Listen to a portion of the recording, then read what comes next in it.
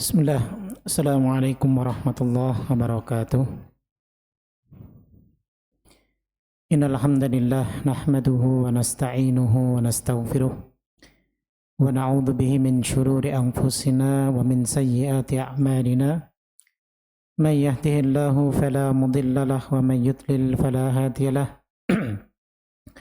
Asyhadu an la ilaha illallah wahdahu la syarika lahu wa asyhadu anna Muhammadan abduhu wa rasuluh la nabiyya wa la rasula ba'dah. Allahumma 'allimna ma yanfa'una wanfa'na bima 'allamtana wa zidna ilma wa arinal haqqa haqqan warzuqna ittiba'ah wa arinal batila batila warzuqna ijtinabah. Wa ba'd. Hadirin jamaah rahimakumullah, alhamdulillah, pertama mari kita panjatkan syukur kita kepada Allah Subhanahu wa taala atas limpahan taufik dan hidayahnya sehingga kita bisa memasuki hari yang ketiga di bulan Ramadan dan kita masih dimudahkan semua aktivitas ibadah kita, khususnya siyam kita dan qiyam kita serta ibadah-ibadah yang lainnya. Tentunya tanpa pertolongan Allah maka kita tidak akan mungkin bisa untuk melaksanakan semua ibadah tersebut.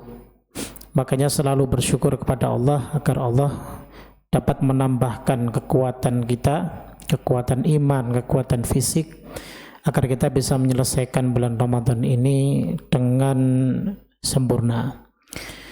Kemudian salawat dan salam tak lupa kita junjungkan kepada Nabi kita Muhammad sallallahu alaihi wasallam beserta sahabat beliau dan orang-orang yang istiqamah menjalankan sunnah beliau.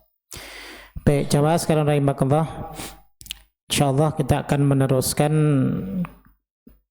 mengkaji kitab Perjalanan Setelah Kematian. Tentunya pertemuan kita yang sebelumnya kita sudah membahas tentang peristiwa mizan ataupun timbangan, yang intinya adalah bahwa peristiwa tersebut merupakan salah satu di antara fitnah ataupun ujian-ujian yang pasti kita semua akan melewatinya. Kemudian untuk pagi hari ini insyaallah kita akan lanjutkan masuk ke pembahasan qantarah, ya. Namun perlu kita ketahui bahwa nanti di akhirat kelak kita akan melewati dua jembatan. Yang pertama adalah jembatan yang disebut dengan as-sirat, dan kemudian yang kedua adalah qantarah itu sendiri yang akan kita bahas untuk pagi hari ini. Namun sebelum kita masuk kepada qantarah, tentunya kita perlu mengenal terlebih dahulu tentang apa itu sirat. Sirat itu secara umum maknanya adalah at-tariq al-mu'tadil, yaitu jalan yang lurus, ya. Itu disebut dengan sirat. Nah, adapun yang dimaksud dengan sirat yang ini adalah jembatan yang berada di atas neraka jahanam. Jadi jembatan ini nanti yang akan dilewati oleh manusia ketika mereka semua mengharap untuk bisa menuju ke surga. Itu yang disebut dengan as-sirat. Baik, jamaah sekalian rahimakumullah, dasar dari as-sirat ini tentang keberadaannya, ya, itu disebutkan dengan dalil-dalil baik dari Al-Quran maupun dari sunnah Nabi sallallahu alaihi wasallam.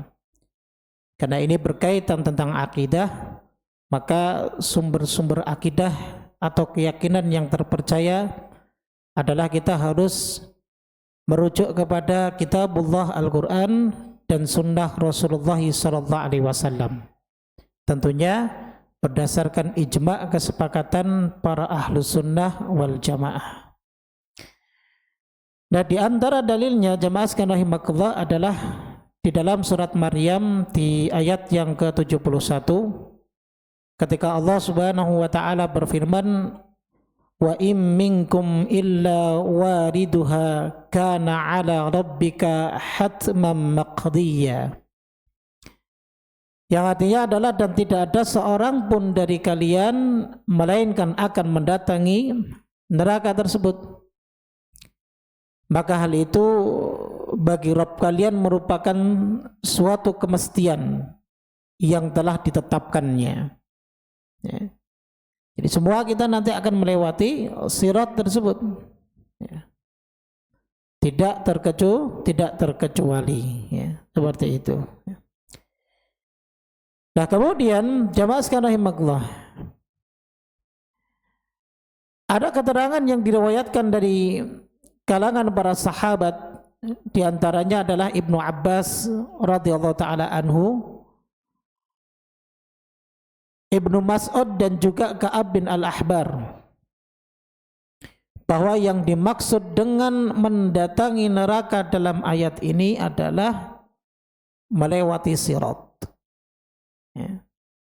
Melewati sirat. Ini yang sebagaimana dinukil oleh Al-Imam Ibnu Katsir rahimahullahu taala dalam tafsir beliau. Nah, ini dalil dari Al-Qur'anul Karim. Kemudian adapun dalil dari sunnah,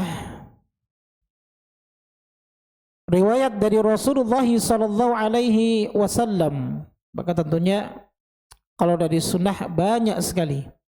Rasul sallallahu alaihi wasallam menjelaskan tentang sirat ini. Salah satu di antaranya yang diriwayatkan oleh Imam Bukhari dan Muslim, disepakati baik secara lafzan maupun secara maknan, di mana Rasul sallallahu alaihi wasallam pernah bersabda, "Tsumma yu'ta bil jisri."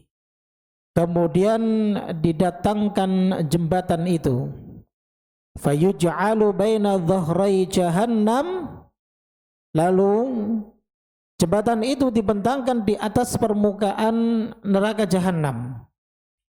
Qulna, kemudian kami bertanya, jadi para sahabat radhiyallahu taala anhum, ya Rasulullah, wahai Rasulullah, wa mal jisr, apa ataupun bagaimana bentuk jembatan itu, kata para sahabat. Qala, maka Rasul sallallahu alaihi wasallam menjelaskan, madhadatun mazillatun alaihi khatatifu wa kalalib wa hasakatun mufaltahatun laha syauqah uqaifa takunu binajd yuqalu laha sa'dan. Jadi bentuk dan ciri jembatan tersebut adalah jembatan ini licin, sehingga kalau ada orang yang melewatinya pasti ya dia tergelincir. Ini sifat dasarnya jembatan tersebut. Ya. Lalu kemudian di atasnya terdapat besi-besi pengait, ya, sekaligus kawat berduri yang ujungnya bengkok. Ya, bagi yang tidak ditolong oleh Allah Subhanahu wa taala, ya pasti ya tubuhnya akan tersobek-sobek. Nah, ia bagaikan pohon duri yang ada di Najd, ya, yang dikenal dengan pohon sa'dan. Ya, kalau masyarakat bangsa Arab dulu kenal dengan pohon sa'dan ini. Ya. Ya, tentunya secara hakikat, ya, itu tidak sama dengan apa? Dengan pohon sa'dan yang berduri tersebut. Namun ketika memvisualisasikan, menggambarkan, ya, agar supaya para sahabat ini tahu begitu luar biasa duri-duri yang ada di pohon sa'dan tersebutnya. Ya. Ini menandakan kengerian, ya, di peristiwa sirat ini. Semua kita akan melewatinya. Semuanya, ada yang diselamatkan, ada yang terjunggil ke bawah ke dalam neraka Allah Subhanahu wa taala, seperti itu. Ya. Baik. Kemudian, ya, dalam riwayat yang lain juga disebutkan oleh Al-Imam Al-Bukhari rahimahullahu taala. Ya. Kata Nabi sallallahu alaihi wasallam, wa yutrabu jisru jahannam, dan dibentangkanlah jembatan Jahannam. Qala Rasulullah sallallahu alaihi wasallam, lalu Rasul sallallahu alaihi wasallam bersabda, fa akunu awwala man yujizu. Dan Rasul sallallahu alaihi wasallam lah yang pertama kali melewati jembatan tersebut. Jadi selain daripada semua manusia yang nanti kelak akan melewati jembatan itu, maka terlebih dahulu dilewati oleh Rasulullah sallallahu alaihi wasallam. Wa du'aur rusuli, dan doanya pada para rasul saat itu, para rasul yang diutus oleh Allah Subhanahu wa taala, yauma idzin, pada saat itu, Allahumma sallim bihi. Ya Allah, selamatkan umatku. Ya Allah, selamatkan umatku. Ya.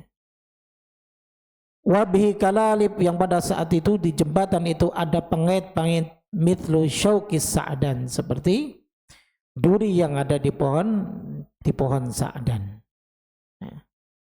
Jadi ini keterangan yang disebutkan oleh Rasulullah sallallahu alaihi wasallam.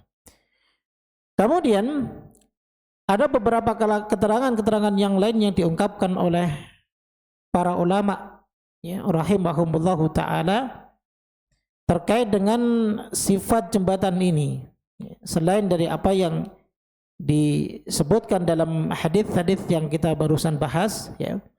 Di antaranya adalah bahwa sirat itu atau jembatan tersebut, ya, dia lebih halus daripada rambut. Ya. Kalau satu helai rambut itu halusnya luar biasa, maka dia lebih halus dari itu. Serta lebih tajam daripada pedang. Ya. Kalau kita punya pisau untuk menyembelih buat kurban, ya, yang biasanya diiklankan buat apa? Buat motong tisu ataupun buat motong kertas itu, wah, sangat tajam sekali. Maka itu lebih tajam daripada pisau tersebut. Serta lebih panas daripada bara api, licin dan menggelincirkan. Itu sifatnya sirat. Ya. Tentunya ini berdasarkan riwayat-riwayat yang disandarkan langsung kepada Nabi kita sallallahu alaihi wasallam. Namun ada beberapa hadis-hadis yang sifatnya marfu'.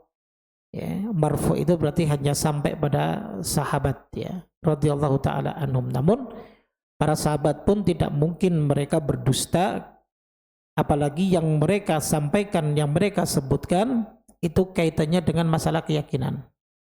Tentunya para sahabat ini mendengar langsung dari Rasulullah sallallahu alaihi wasallam. Sebagaimana contoh sahabat Abu Sa'id Al-Khudri radhiyallahu taala anhu. Beliau mengabarkan bahwa beliau pernah diceritakan oleh Rasulullah sallallahu alaihi wasallam terkait dengan sifat-sifat jisr ataupun sirat tersebut. Seperti itu. Ya. Jadi jelas, ya, jamaah sekalian rahimakumullah, bahwa kalau kita lihat dari dalil-dalil yang ada, bahwa sifat sirat itu adalah licin, ya, menggelincirkan, lalu kemudian sirat tersebut memiliki besi yang sangat besar, penuh dengan duri dan ujungnya bengkok. Ya. Dan terpeleset ataupun tidak, tergelincir ataupun tidak, tersambar pengaitnya ataupun tidak, maka semua itu ditentukan oleh amal ibadah dan keimanan kita masing-masing. Ya. Sehingga belum tenang manusia nanti setelah mereka melewati mizan. Mungkin amal saleh mereka lebih berat dibanding dosa mereka. Tapi selama dosa mereka belum ditaubati ketika di dunia, ya, maka masih ada kemungkinan mereka belum selamat dari jembatan ini. Ya. Mereka belum selamat dari jembatan ini. Makanya ada orang-orang yang beriman pun yang mereka nanti akan terpeleset ke jembatan ini, dari jembatan ini, dan mereka dimasukkan ke dalam neraka terlebih dahulu. Ya, nanti kita akan bahas terkait dengan surga dan neraka. Sehingga setelah mereka masuk ke dalam neraka, beberapa saat kemudian karena mereka masih punya keimanan, maka mereka akan diangkat oleh Allah, kemudian Allah memasukkan mereka ke dalam surga.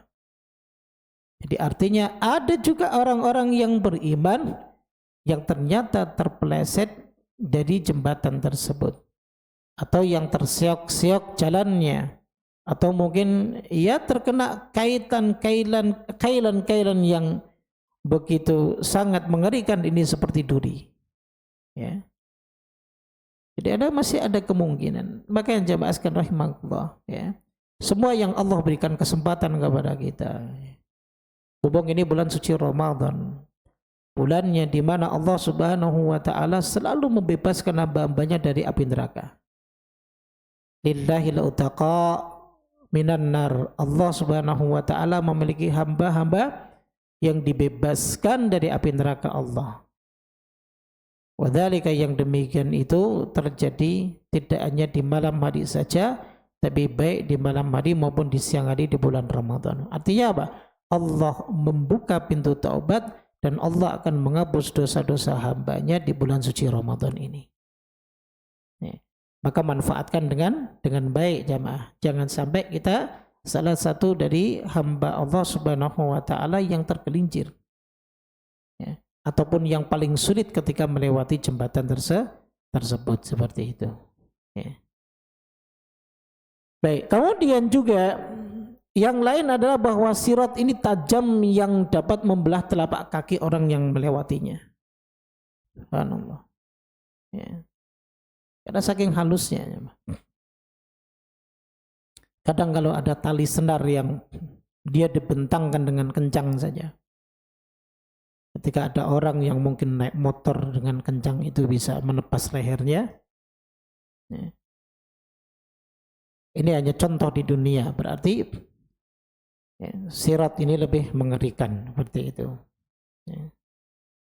Namun sekalipun dia tajam, tapi ada di antara hamba-hamba Allah Subhanahu wa taala yang dapat melewati sirat tersebut, seperti itu.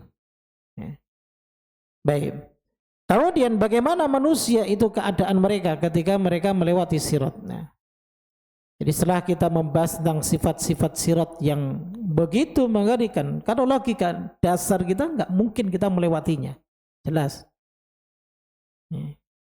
Kalau dulu mungkin masa kecil kita yang nggak hidup di Jakarta, ya, kalau suka main di sawah ada kali sungai kecil tuh. Kemudian ya, ada satu batang ataupun dua batang pohon bambu yang sengaja diletakkan untuk nyebrang para petani. Maka dulu kita ini asyik tuh lewat situ. Itu aja kadang kita gemeteran. Hanya kadang satu atau dua batang pohon bambu, lalu kemudian cuma dikasih pegangan. Ya, itu aja kita ya sengaja nyebur akhirnya karena memang pengen mandi di kali tersebut. Tapi memang susah kita melewatinya. Apalagi ini lebih tipis dari sehelai rambut. Makanya hanya dari hamba-hamba Allah yang Allah selamatkan mereka bisa untuk melewati sirat ini. Seperti itu. Ya. Baik, kemudian keadaan manusia ketika melewati sirat. Nah, di sini ada beberapa hadis, ya, yang disebutkan oleh Nabi Shallallahu Alaihi Wasallam. Ya. Salah satunya diantaranya adalah hadis yang diriwayatkan oleh Imam Muslim. Ya. Nabi Shallallahu Alaihi Wasallam bersabda, "Wa tursalul amanatu warrahimu." Jadi lalu nanti diutuslah amanah dan rahim. Rahim tali persaudaraan. Ini seakan dosa yang paling besar di antara dosa-dosa yang lainnya, Pak. Fatakumani janabatayus sirat yaminan wa shimalan. Jadi nanti rahim dan amanah itu ada di antara jembatan ini, kanan dan kirinya. Fayamurru awwalukum kalbarq, maka ada yang melewati jembatan itu seperti secepat kilat, cepat sekali, ya. Ya. Lalu kemudian, ya, ada yang melewatinya seperti kerih, ya, seperti angin. Ya. Lalu kemudian, ya, Nabi kalian, jadi Nabi kita Muhammad sallallahu alaihi wasallam, maka dia yang akan selalu mendampingi umat beliau. Jadi Nabi di seberang jembatan sana itu, Nabi kita khususnya Muhammad sallallahu alaihi wasallam mendoakan kita. Salim, salim. Ya. Terus Nabi berharap agar semua umat beliau itu bisa melewati jembatan tersebut. Akan tetapi, ya, tentunya semua atas izin Allah Subhanahu wa Ta'ala. Yang tidak diizinkan, yang mereka tidak akan melewati jembatan itu. Ada yang terpeleset, ada yang bergantungan di jembatan tersebut, ada yang terjungkil langsung ke dalam neraka. Keadaannya macam-macam sesuai dengan amal perbuatan yang dikerjakan oleh hamba-hamba Allah Subhanahu wa Ta'ala tersebut. Ya. Baik, kemudian di dalam riwayat lain Nabi SAW bersabda, al-mu'minu 'alaiha qattarfi wa kalbarq wa karrih wa ka'ajawidil khail warkab. Orang-orang yang beriman itu nanti ketika berada di atas sirat, mereka ada yang cepat kedipan mata, ada yang cepat kilat, ada yang secepat angin, ya. Ada juga yang secepat kuda yang berlari sangat kencang. Ada juga yang secepat pengendara. Semua berbeda-beda, ya. Semua berbeda-beda. Maka ada yang selamat, ya, namun dengan tertatih-tatih. Dan ada juga yang dilemparkan ke dalam neraka Allah Subhanahu wa Ta'ala. Nah, orang yang paling akhir adalah yushabu sahban. Mereka melewatinya dengan apa? Dengan cara merangkak secara pelan-pelan, ya. Merangkak secara pelan-pelan, ya. Nah, inilah dua dalil ataupun dua hadis yang memberikan gambaran tentang keadaan manusia ketika berada di atas sirat ataupun jembatan. Ya. Jadi kesimpulannya sampai Nabi SAW mendatangkan amanah dan juga mendatangkan rahim, berarti kaitan dengan rahim itu berarti tentang lingkup keluarga kecil. Kalau kaitan dengan amanah ini berbicara tentang masalah ummah. Jadi dua hal ini merupakan perkara yang kita wajib untuk hati-hati dengan keluarga kita. Maka kita juga punya kewajiban untuk selalu menjaga hubungan kekerabatan dengan mereka. Yang punya hak untuk disambung, maka kita wajib untuk menyambungnya. Yang mereka punya hak untuk kita baikin, maka kita wajib untuk berbuat baik kepada mereka. Karena terkadang kita sebagai manusia itu lebih baik dengan orang lain dibanding dia baik dengan keluarganya. Muamalahnya dengan orang lain dia mumtaz, bagus, istimewa. Tapi dengan keluarganya muamalahnya buruk. Suka membantu orang lain, akan tetapi ada karib kerabatnya yang masih banyak kekurangan. Maka seharusnya dahulukan yang lebih dekat dengan kita. Baru setelah itu kalau kita ada kemampuan lebih, maka kita memberikannya kepada orang lain. Jangan kita jor-joran berikan kepada orang lain, akan tetapi kita lupa dengan keluarga kita sendiri. Apalagi bahkan ada sebagian di antara kita ini yang dia dengan kawannya royal, ya, luar biasa, tapi dengan istri dan anaknya dia pelit. Itu ada. Ya, ini keliru. Ini kebalik. Maka seyogianya tidak seperti itu. Karena ingat, ketika hubungan kita sudah tidak baik dengan mereka, ya maka hati-hati. Ini bagian daripada salah satu yang menyulitkan kita untuk melewati jembatan tersebut. Begitu juga dengan amanah. Apapun itu amanahnya. Anak istri kita juga amanah. Kemudian amanah-amanah yang sifatnya umum, entah itu jabatan, ya. Apalagi amanah yang sifatnya untuk mengurusi umat, ya, khususnya umat kita, umat muslim. Maka ini sangat berbahaya sekali. Salah sedikit maka kita zalim kepada seluruhnya, ya. Tapi dia juga bisa menjadi apa? Wasilah kita. Benar aja sedikit maka pahalanya sangat besar sekali di sisi Allah Subhanahu wa taala. Ya. Maka jamaah sekalian rahimakumullah, ya, jangan senang, jangan bahagia ketika kita diberi amanah. Kalau dulu para sahabat mereka bersikap sangat takut sekali ketika mendapatkan amanah, karena mereka tahu bahwa ini kelak nanti yang akan menyulitkan mereka, salah satunya di sirat. Ya. Lalu kemudian kenapa zaman sekarang ini mereka orang-orang kok justru malah berlomba-lomba ingin diberi amanah? Ini kebalik keadaannya. Ya, semoga Allah Subhanahu wa taala menolong mereka yang mereka tidak diberi, tidak meminta tapi mereka diberi. Ya. Karena memang itu yang kata Nabi Shallallahu Alaihi Wasallam. Kalau diminta, ya maka Allah tidak akan menolongnya. Tapi kalau diberi, Allah Subhanahu wa taala akan menolongnya, seperti itu. Jadi jamaah sekalian rahimakumullah, terkait dengan sirat ini ataupun jembatan ini, sebagaimana riwayat Imam Bukhari, riwayat Imam Muslim, bahwa manusia itu terbagi menjadi 3, ada yang najin, dia selamat, lalu kemudian ada yang selamat tapi makhdus, ya, selamat namun tubuhnya terluka dan tercabik-cabik, dan yang ketiga adalah dia terjungkil di neraka Allah Subhanahu wa taala. Jadi seperti itu. Nah, lalu setelah itu kemudian baru manusia ini akan melewati satu jembatan lagi yang disebut dengan qantoroh. Ya, disebut dengan qantoroh. Baik. Jamaah rahimakumullah, terkait dengan qantoroh ini ada keterangan dari sahabat Nabi yang bernama Abu Sa'id Al-Khudri radhiyallahu taala anhu. Dia meriwayatkan hadis dari Nabi sallallahu alaihi wasallam, yakhlusul mu'minuna minan nar. Setelah orang-orang beriman ini diselamatkan dari neraka, yaitu setelah melewati sirat, jembatan, fayuhbasuna ala qantaratin bainal jannati wan nar. Lalu mereka kemudian tertahan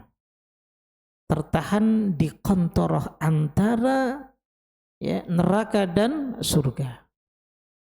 Jadi tertahan di mana? Di qantarah, di jembatan ini.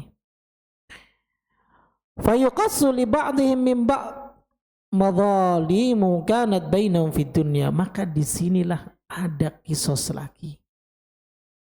Ya. Di sini ada kisos lagi. Kisos kezaliman yang dulu pernah terjadi di dunia. Hatta idza hudzibu wa nuqqu udzina lahum fi dukhulil jannah, hingga, ya, setelah dibersihkan, ya, lalu kemudian mereka baru diizinkan untuk masuk ke dalam surga. Fawalladzi nafsu Muhammad biyadih, Nabi sallallahu alaihi wasallam bersumpah, la ahaduhum ahda bimanzilihi fil jannati minhu bimanzilihi kana fid dunya. Sungguh salah seorang dari mereka lebih mengetahui tempatnya di surga daripada tempatnya ketika berada di dunia. Ya. Orang akan tahu nanti apakah dia layak masuk surga ataupun tidak, daripada kedudukan dan tempatnya dia ketika dulu di dunia, karena dia tahu, ya, apa saja yang dia lakukan dulu ketika di dunia. Sehingga selamat tidaknya itu sebenarnya dia bisa tahu. Namun untuk urusan rewardnya, yaitu illa man rahimallah, ya, kecuali mereka yang Allah Subhanahu wa taala berikan rahmat kepada mereka. Baik. Jamaah rahimakumullah, qantarah ini maknanya adalah sama tadi, jembatan, ya, jembatan. Adapun hakikat dari qantarah itu sendiri, ya, di sini para ulama berbeda pendapat. Di antaranya adalah sebagian para ulama ada yang mengatakan bahwa qantarah ini merupakan jembatan tersendiri, yaitu dia jembatan yang kedua, bukan bagian daripada sirat. Kalau bagian daripada sirat berarti dia berada di atas neraka, ya. Tapi tidak, ya. Ini yang disebutkan oleh Imam Al-Qurtubi rahimahullahu ta'ala. Kemudian pendapat yang kedua menyebutkan bahwa qantarah ini ujung dari sirat. Ya. Jadi masih termasuk dalam bagian sirat itu sendiri. Ya. Ini sebagaimana yang disebutkan oleh Al-Imam Ibnu Hajar Al-Asqalani dalam kitab Fathul Bari beliau. Dan ini juga pendapat beliau yang beliau sangat kuatkan sekali. Jadi ada dua pendapat kalangan ulama. Baik. Namun wallahu alam, ya, wallahu taala alam, tapi banyak para ulama yang lebih condong kepada, ya, pendapat yang pertama, yang dia bukan bagian daripada sirat. Ya. Tadi alasannya karena pertama, sirat itu dia dibentangkan di atas neraka. Kalau qantarah itu tidak terletak di atas neraka. Yang kedua, qantarah itu adalah tempat di mana menampungnya orang-orang yang sudah selamat dari sirat. Nah, kalau masih bagian daripada sirat, ya berarti mereka masih ada kemungkinan tidak selamat, kan? Begitu. Ya. Tapi dia sudah selamat, ya. Sehingga qantarah itu bukan ujung dari sirat, tapi dia jembatan sendiri. Sehingga nanti di akhirat jamaah kita akan melewati dua jembatan. Pertama adalah sirat dan yang kedua adalah qantarah, seperti itu. Ya. Kemudian keadaan saat itu fayuqassu li ba'dihim min ba'din madzalim kanat bainahum fid dunya. Maka ditegakkanlah qisas di antara mereka akibat kezaliman yang terjadi di antara mereka selama berada di dunia. Yang jadi pertanyaan begini.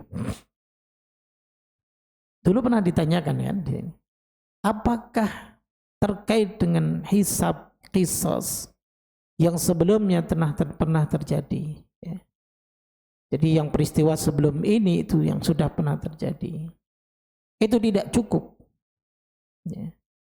Lalu kemudian apakah masih ada beberapa dosa-dosa yang Allah Subhanahu wa taala luput dari menghakimi hamba-hambanya tersebut? Tentunya tidak, ya. Jadi semua yang terjadi nggak mungkin luput dari Allah, ya. Tidak mungkin luput dari Allah, akan tetapi ketika Allah Subhanahu wa taala, ya, menempatkan bagiannya masing-masing di setiap peristiwa nanti di akhirat kelak, ya, dan ini kan belum terjadi, ya, tapi Allah sudah kabarkan di dalam Al-Quran dan dijelaskan oleh Rasulullah di dalam hadis beliau sallallahu alaihi wasallam. Tentunya ini ada hikmahnya. Apa hikmahnya? Ya. Hikmah yang paling besar adalah agar supaya kita, ya, di dunia ini memanfaatkan waktu kita benar-benar untuk tidak sedikit pun meremehkan dosa. Karena sebelum kita masuk ke dalam surga, setiap peristiwanya itu masih saja menggantung tentang akhir keputusan kita. Apakah benar kita ini masuk surga ataupun enggak? Bayangkan, kita sudah lewat nih dari jembatan, Pak, tapi masih ditahan dan ditanyakan lagi tentang kezaliman. Bukan Allah luput kezaliman itu, tidak. Tapi agar kita manusia ini berpikir nih ketika kita masih hidup. Sebegitunya, ya. Makanya ketika Imam Ahmad pernah ditanya, ya, kapan kita ini bisa istirahat? Istirahat kalau di dunia istirahat ya tinggal tidur aja. Kalau di akhirat kita nggak bisa istirahat tenang sebentar sedikit, nggak ada. Setiap peristiwa masih menegangkan, terus masih menegangkan sampai di titik kita sudah selamat dari sirat, itu pun masih menegangkan. Makanya kata Imam Ahmad rahimahullah ta'ala, sampai kedua telapak kaki kita itu menginjakkan pertama kali di surga, maka kita baru bisa istirahat, ya. Kalau sebelum itu kita masih akan tegang terus menerus, ya. Jadi begitu. Nah, baik. Nah, adapun penjelasan dari hadis ini, ya, tentang fayuqassu li ba'dihim min ba'din madzalim kanat bainahum fid dunya. Ini kisah yang kedua, ya. Dijelaskan para ulama, tentunya ini ada perbedaan pandangan, ya. Sebagian ada yang mengatakan bahwa Qisas yang ditegakkan di atas qantharah ini merupakan kelanjutan dari qisas di padang mahsyar yang belum selesai. Ya. Namun hanya diperuntukkan bagi sebagian orang saja. Ya. Cuman kalau seandainya memang ini bagian daripada qisas yang belum selesai ketika di mahsyar, masih ada kemungkinan nggak dia terjunggil ke neraka? Masih ada kemungkinan, Pak. Ya kan? Kalau memang ini bagian dari apa? Dari kisah yang ditegakkan di mahsyar. Berarti dia belum selamat. Bisa saja dia terjungkir lagi ke neraka, balik lagi. Kan begitu. Ini pendapat yang pertama. Adapun pendapat yang kedua, ya, sebagian ulama ada yang mengatakan bahwa tegaknya kisah tersebut diperuntukkan bagi orang-orang yang kaya, yang merasa kaya. Hati-hati. Hal ini berdasarkan sabda Nabi SAW, "Qumtu ala babil jannah, fakana 'amah man dakhalaha al-masakin." Aku berdiri di depan pintu surga, dan ternyata umumnya orang-orang yang memasuki surga tersebut adalah orang-orang miskin. Ya. Wa ashabul jaddi mahbusun. Sementara orang-orang kaya di antara mereka itu tertahan. Ghaira anna ashaban nar. Sementara ya, hanya saja penduduk neraka itu sudah masuk ke dalam neraka. Ya. Wa qumtu ala babin nari fa idza amatun man dakhalahan nisa. Dan ketika aku berdiri di depan pintu neraka, ya, maka aku lihat ternyata banyak penduduk neraka tersebut dari kalangan wanita. Ya. Jadi wanita yang paling banyak. Kan Nabi sendiri SAW sudah pernah mengingatkan. Kenapa? Sebab neraka itu banyak dihuni oleh para wanita. Karena para wanita terlalu mudah untuk kufur terhadap suaminya. Yakfurnal ashir. Mereka tidak pernah bersyukur dengan keadaan suaminya. Ada uang, suami disayang. Gak ada uang, suami didoakan, Pak. Jangan ditendang, kasihan. Gak ada uang, suami didoakan. Iya, Mas Hafid ya, Insya Allah. Jadi begitu konsepnya seorang mukmin. Tapi tidak realitanya saat ini. Banyak rumah tangga yang rusak disebabkan karena ekonomi. Kalau suaminya lagi diuji oleh Allah Subhanahu wa taala dengan hanya dicukupkan saja rezekinya, maka banyak para wanita itu yang mulai sudah tidak sabar. Kemudian cerai dan yang lain sebagainya. Dan kadang heran, ada yang selingkuh. Pernah ada yang tanya telepon, "Ustaz, gimana saya ini menangani istri saya? Menangani suami saya. Dia pelit gitu. Tapi ada laki-laki yang perhatian sama saya. Kadang suka ngasih duit sama saya. Berapa dikasih, Bu? 100.000. Setiap hari itu? Enggak sih, jarang. Lu suamimu tiap hari ngasih kamu." Nah itulah syaitan. Berusaha untuk apa? Untuk memisahkan rumah tangga yang tadinya sudah dimulai dengan apa? Dengan akad syariat, dengan akad syariat yang baik. Jadi seperti itu ya. Jadi kita kembali kepada bahasan kita bahwa ternyata penduduk neraka terbanyak itu kaum wanita. Maka Nabi SAW mengajarkan kepada para wanita untuk banyak bersedekah. Untuk banyak bersedekah. Baik, seperti itu. Itu pendapat yang kedua.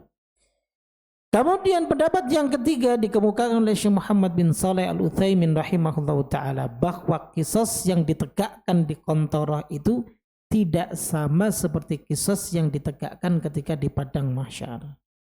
Ya. Jadi kisos yang ditegakkan di Qantarah ini adalah kisos yang berkaitan dengan kelapangan hati. Dan tujuannya untuk melegakan hati mereka ketika akan masuk ke dalam surga. Jadi begini loh. Kan semua orang kan sudah selamat nih dari sirat, Pak, ya kan? Semua sudah selamat dari sirat. Tentunya bersyukur gak? Bersyukur. Apalagi yang akan dituntut gitu loh. Ya. Dia aja udah selamat nih, udah pintu surga babul jannah itu ada di depannya. Kemudian apalagi yang mau dituntut? Ya Allah, saya mau nuntut fulan tuh dulu masih ada cepet duit yang belum dibalikin sama saya gitu. Enggak ada. Ya. Makanya andaikan pun ada di sini tujuannya untuk melegakan hati. Begini seakan begini bahasanya. Dulu sih dia masih ada kedoliman sedikit yang belum selesai tadi di mahsyar ya Allah. Tapi udahlah. Lagi pula saya sudah berada di Qantarah. Seakan begitu. Ya. Jadi tujuannya untuk melegakan. Jadi ketika ada orang yang dia masih ada beban. Emang iya ada. Tapi nggak apa-apa, saya maafkan. Ya memang sudah dimaafkan. Gak mungkin dia akan tuntut karena apa? Karena dia sendiri sudah apa? Sudah selamat. Kenapa bisa dituntut sebelumnya di mahsyar? Karena semua kita butuh selamat. Ya. Karena kita tahu porsi masing-masing amal soleh kita. Sehingga kita nyari-nyari nih kira-kira siapa dulu yang pernah zalim kepada kita begitu, Pak. Tapi kalau sudah selesai urusannya hanya di Qantarah, kemudian di depan kita pintu surga, ya buat apa lagi mau bantah-bantahan begitu loh. Ini kata Syekh Muhammad bin Shalih Al-Utsaimin rahimahullah ta'ala. Dasarnya apa? Dasarnya firman Allah subhanahu wa ta'ala dalam surat Al-A'raf. Di ayat yang ke-43 itu Allah menyebutkan wa naza'na ma fi sudurihim min ghil tajri min tahtihimul anhar. Dan kami cabut segala macam dendam yang berada di dalam dada mereka. Saat di mana ini? Saat di Qantarah. Allah cabut semuanya. Masih ada dendam saat itu, tapi kecil sedikit. Kecil sekali. Kecil kemungkinan untuk nuntut. Sudah nggak ada lagi. Ya. Karena mustahil orang udah selamat dari sirat, lalu kemudian dia balik lagi ke neraka, itu nggak ada. Kecuali yang sudah terjunggil-junggil di neraka itu. Yang mereka hidup di neraka sesaat, kemudian mereka nanti akan dipindahkan ke surga. Jadi Allah cabut dendam mereka, lalu kemudian Allah masukkan mereka semuanya ke dalam surga. Waqalu, kemudian mereka mengatakan setelah masuk surga, Alhamdulillahilladzi hadana lihada wa ma kunna linahtadiya laula an hadanallah. Segala puji bagi Allah Subhanahu wa taala yang telah memberikan petunjuk kepada kami. Wa ma kunna linahtadiya laula an hadanallah. Tidak mungkin kami mendapatkan petunjuk sehingga kami bisa masuk ke dalam tempat yang begitu indah ini kecuali atas petunjuk dari Allah Subhanahu wa taala. Jadi itu yang dimaksud jamaah sekalian rahimakumullah. Ya. Jadi Qantarah ini adalah tempat di mana manusia masih ditegakkan, ya. Mereka masih ditegakkan apa? Qisas. Namun qisasnya berbeda dengan qisas yang ada di mahsyar. Hanya sifatnya Allah nanti akan mencabut semua dendam-dendam yang masih ada di dalam hati mereka. Agar supaya masuk surga itu tidak ada lagi dendam. Tidak ada lagi amarah. Tidak ada lagi duka. Yang ada hanyalah sukacita. Mudah-mudahan Allah Subhanahu wa taala menjadikan bulan Ramadan ini sebagai wasilah buat kita semua jamaah agar Allah mudahkan kita untuk masuk surganya dan dijauhkan dari neraka Allah Subhanahu wa taala. Amin ya rabbal alamin. Mungkin ini saja, mudah-mudahan bermanfaat. Ada yang ditanyakan silakan. Nah, silakan.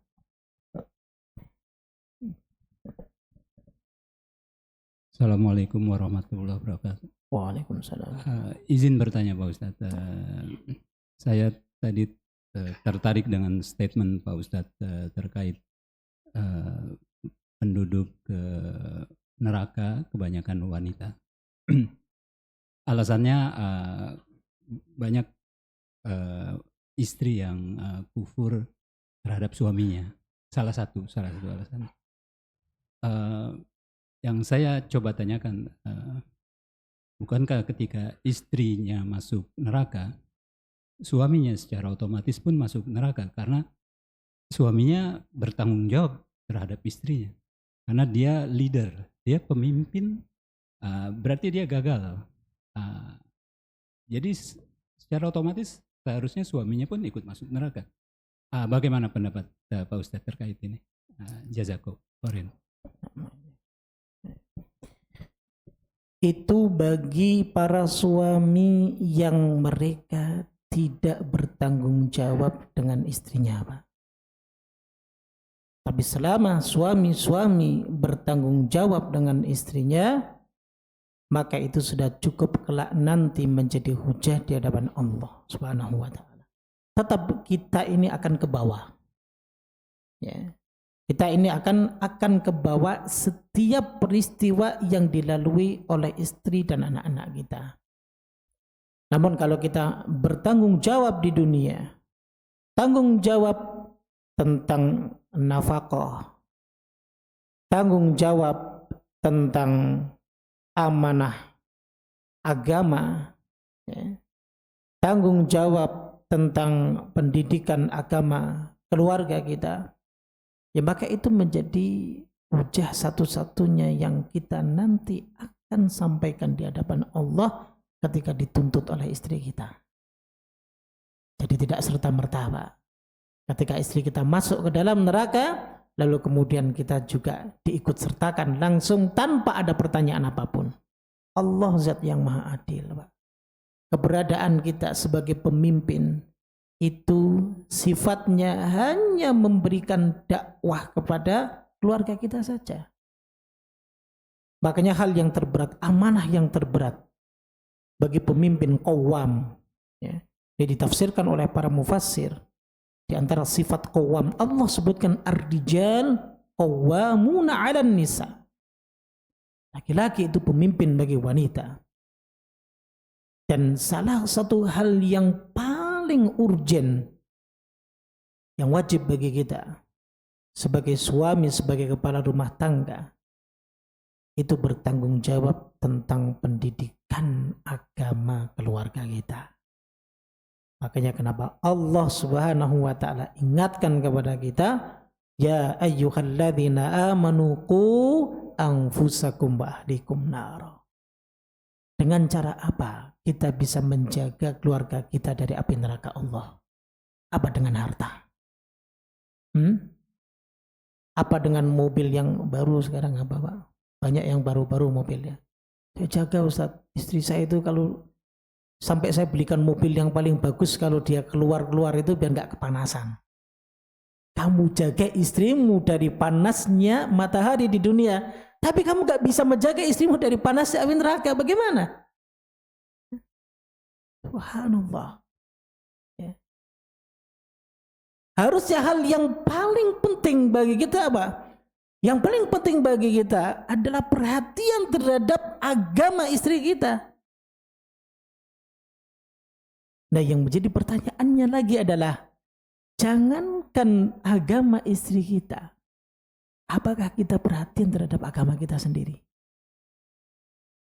Nah, kita belajar aja malas. Ya. Duduk bermajlis ilmu saja ba'da subuh, aduh berat. Ya. Berat. Tapi kalau malam begadang nih, malam Ramadan, oh Masya Allah. Ya. Kenapa antum begadang? Lu kalau siang nggak bisa makan, kalau malam berarti makan. Ya. Ini kebalik. Ya. Makanya, ya, sekali lagi bahwa hal yang terpenting adalah tarbiyah. Ya. Selain yang lain juga ada riayah, mengayomi. Ya. Tapi hal yang paling penting adalah mengarahkan keluarga kita ya, dengan ilmu agama. Cuman ya, di sini bisa kita garis bawahi. Ya. Kita ini manusia. Kita ini bukan Tuhan yang dapat memaksakan kehendak. Ya kan? Hidayatul taufik milik Allah. Kita hanya punya hidayatul irsyad dengan ilmu yang kita sudah belajar. Paling tidak kita support istri dan anak-anak kita untuk bisa menghadiri majelis ilmu. Minimal itu. Kalau kita belum mampu untuk mengarahkan mereka. Ada supportnya buat mereka jamaah. Artinya itu. Ya. Jadi kita hanya dapat memberikan penjelasan kepada mereka. Adapun mereka di depan kita melaksanakan kewajibannya karena ketaatan mereka kepada suami, tapi di belakang mereka berkhianat, ya maka itu urusan mereka dengan Allah Subhanahu wa taala. Dan kita enggak terseret, Pak. Karena kita sudah menyampaikannya dan itu bisa kita ungkapkan nanti ujar kita di hadapan Allah Subhanahu wa taala. Kita sudah bahas kan pembahasan sebelumnya. Ada 3 peristiwa yang dimana kita pun dengan keluarga kita enggak mau nongol di depan mereka kan. Di antaranya Yaumul Mizan kan. Tapi enggak mau nih. Karena hal itu berat sekali. Kata Aisyah, ya Rasulullah, apakah nanti pada hari kiamat ya kita akan saling ketemu dan nongol? Kata Nabi, iya kecuali 3 hal. 3 peristiwa. Salah satunya adalah mizan. Karena itu nanti yang akan dikorek-korek kesalahan-kesalahan masing-masing dari kita. Ya. Dan Allah Subhanahu wa taala tentunya zat yang Maha tahu. Jadi begitu, Pak. Jadi sekali lagi ya, sebagaimana nabi pun Allah Subhanahu wa taala tidak berikan beban ya, kepada beliau agar semua umatnya itu bisa mengikuti beliau. Begitu pula sebagaimana kita sebagai kepala rumah tangga, ketika kita sudah memberikan nasihat kebaikan kepada keluarga kita, ya maka kita kembalikan hidayah taufik itu dari Allah Subhanahu wa taala. Seperti itu. Ya. Ya contoh yang sederhananya lah Abu Thalib yang benar-benar menemani perjuangan dakwahnya Nabi Shallallahu alaihi wasallam. Ya. Sampai beliau sendiri ikut diboikot. Bayangkan. Beliau sendiri ikut diboikot selama kurang lebih 2 tahun. Tapi kalau Allah sudah tidak memberikan taufik kepadanya, tetap dia mati dalam keadaan kafir. Itu aja, wallahu taala alam bisawab. Mungkin itu ya yang bisa kita bahas untuk kali ini. Mudah-mudahan bermanfaat. Subhanaka wa bihamdik, asyhadu an la ilaha illa anta astaghfiruka wa atubu ilaik. Assalamualaikum warahmatullahi wabarakatuh.